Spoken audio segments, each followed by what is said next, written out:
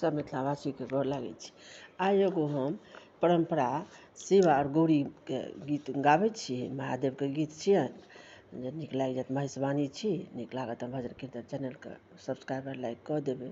फिरे शिव के करनवा गौरी दाई बनमे बनमे ना। फिरे शिव के करनमा गौरी दाई बन में ना। फिरे शिव के करनमा गौरी दाई बन में ना।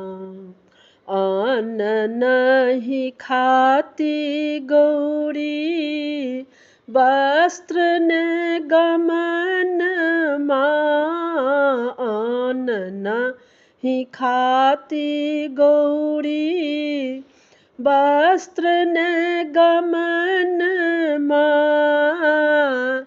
बेल पत्र चिबाए गौरी रखली परन माँ गौरी दाई बन में ना। फिरे शंभु के करन माँ गौरी दाई बन में ना। होम कैलनि गौरी जप कैलनि। होम कैलनि जप कैलनि नारद बभुना। गौरी के लिखल छल इहो सजनमा गौरी दाई बन में ना। फिरे शंभु के करनमा गौरी दाई बन में ना।